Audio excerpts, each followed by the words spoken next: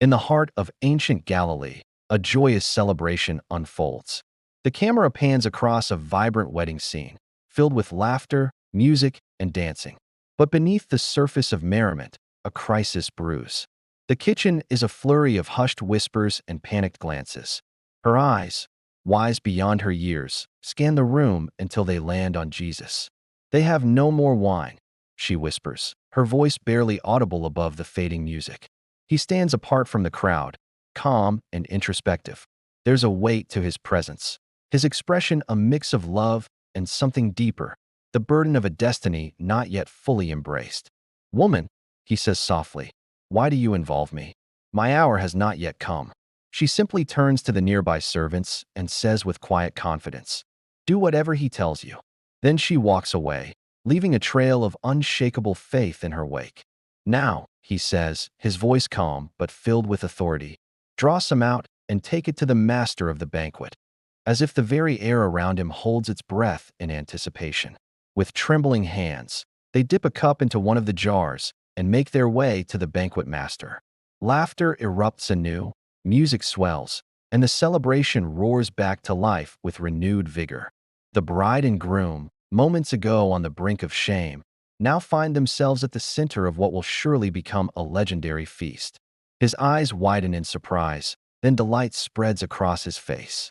This is the best wine I've ever tasted." She catches glimpses of the servants, still wide-eyed with wonder, and the banquet master singing the praises of this mysterious, exquisite wine. And soon the whole village is abuzz with speculation. Who is this Jesus, and how did he turn water into the finest wine anyone has ever tasted? Her heart swells with pride and love for her son, knowing that this is just the beginning. The cool night air greets him, a stark contrast to the warmth and noise of the celebration.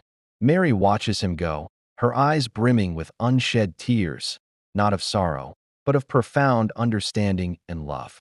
Please hit the like button, leave a comment below, and subscribe to our channel. Share with friends and family. Thanks for watching. The true significance of what happened goes far beyond mere spectacle. It's a story of timing, of obedience, and of grace overflowing from the most unexpected places. They alone know the truth of where this miraculous wine came from, and the knowledge has shaken their world. The joyous celebration continues, unaware that they've just witnessed the first public miracle of the Messiah. As the music fades and the image slowly dissolves, we're left with a powerful truth. Sometimes, the most profound transformations begin in the hidden places, when empty vessels are filled with divine abundance. He proclaims, his voice ringing out across the suddenly silent room. Their joy is infectious, spreading through the crowd like ripples in a pond. What began as a potential disaster has become a night they'll remember for the rest of their lives. Servants dart between empty wine jugs, their faces etched with worry. The groom, a young man beaming with love just moments ago, now wears a mask of shame. His new family's poverty threatens to turn this day of joy into one of public humiliation. Amidst the growing tension, Mary stands quietly observant. His first miracle wasn't a grand spectacle or a public declaration. It was an act of grace, saving a young couple from humiliation and transforming their scarcity into abundance. As he looks up at the star-filled sky, there's a sense that something momentous has begun, a ministry that will change the world, starting with 6 simple jars of water, and with the unspoken weight of a divine calling that has shaped their lives since before his birth. "Fill the jars with water," he instructs, gesturing to 6 large stone vessels nearby. In silence, they begin to pour water into the massive jars, each one holding 20 to 30 gallons. The sound of splashing water fills the air, a stark contrast to the dwindling sounds of celebration beyond the kitchen. Mary approaches her son, her steps measured and purposeful. Jesus turns to her. A moment passes between mother and son. It's a look laden with history, with quiet understanding. Mary doesn't argue. The servants exchange confused glances as Jesus approaches them. His presence is commanding, yet gentle. Doubt flickers across their faces, but obedience wins out. When the last jar is filled, Jesus speaks again. The servants hesitate, confusion evident in their eyes. But something in Jesus' demeanor compels them to obey. The room holds its breath as the cup touches the master's lips. In an instant, the atmosphere shifts. As joy floods the wedding once more, Jesus quietly slips outside.